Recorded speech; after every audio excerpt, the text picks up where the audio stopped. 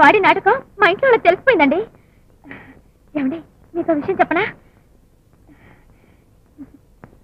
నాకు నాకు 3వ నెల. కంగ్రాచులేషన్స్.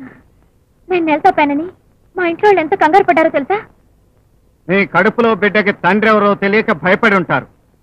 వెళ్ళి చెప్పు. ఇందులో చెప్పేదే ఉంది. మనం కమిట్ అయిపోయినట్టు మా వాళ్ళకి తెలుసుగా. నా కమిట్మెంట్ వల్లే తల్లి అయ్యావన్న నమ్మకం ఏమిటి? ఏమండి ఎగతాళిగా మాట్లాడుతున్నారా?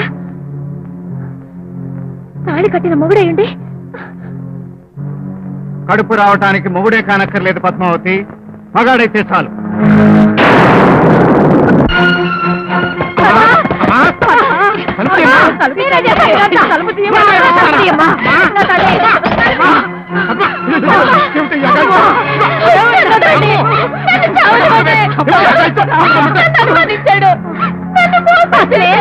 చెప్పమ్మా.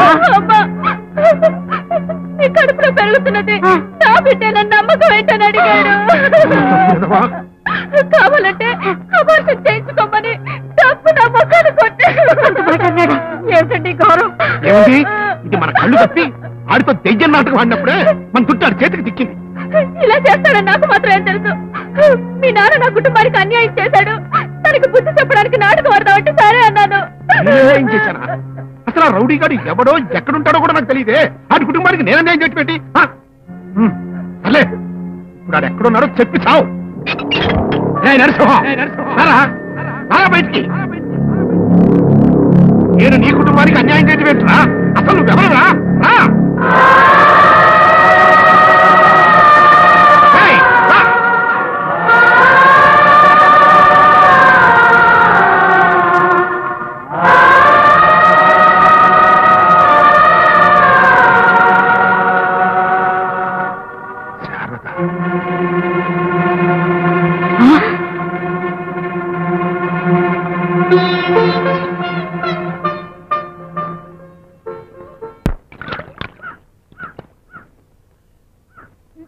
దిక్కుమాలిన కడుపు కోసం దేవుళ్ళ లాంటి భర్తను చేతులా చంపేసుకున్నావు. కామంతో కళ్ళు మూసుకుపోయి పాలేతో సంబంధం పెట్టుకోవడానికి సిగ్గులేదు. బంగారం లాంటి మనిషిని మట్టిలో కలిపేసి నీకు పుట్టగతులుండవు. మరే చూసావా చలికాలం.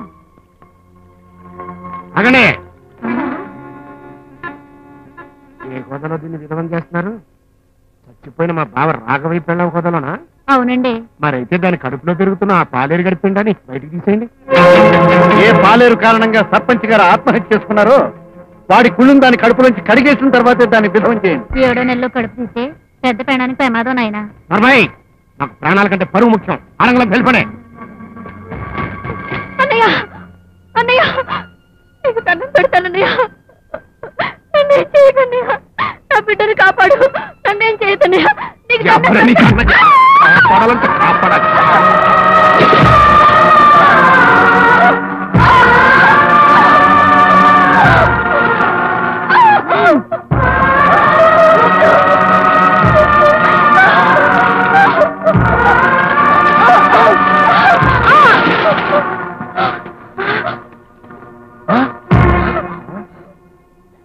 నేను పట్టుకుంటా.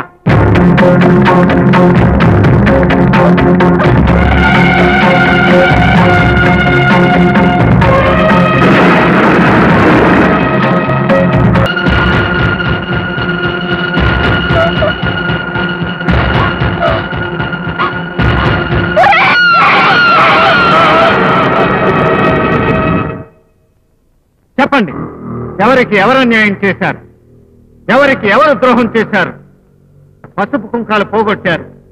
పతితను చేసి ఊరి నుంచి వెలేశారు. అన్నింటికీ మించి మాతృత్వానికి దూరం చేయాలనుకున్నారు.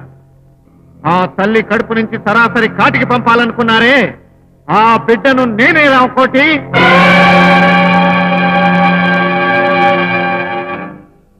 ఆస్తి కోసం పదవి కోసం నా కుటుంబానికి అడ్రస్ లేకుండా చేశారు.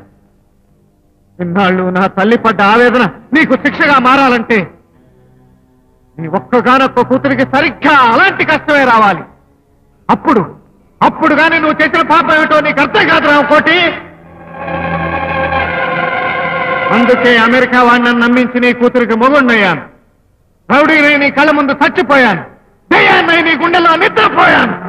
ఇదే నా చివరి అవతారం అని, ఇంతటితో నిన్ను వదిలేస్తానని మాత్రం మురిసిపోవద్దు. ఈ ఊరి నడిబొడ్డున నా తల్లి శీలానికి గ్రహణం పట్టించావు. ఇదే ఊరి జనం ముందు రాఘవయ్య భార్య ఉత్తమరాలు అని నీ నోటితోనే చెప్పించి అప్పుడు నా అసలు రూపం నీకు చూపిస్తాను. మా ఆయన ఇంత కసాయివాడని నిజంగా నాకు తెలియదు వదిలి గారు.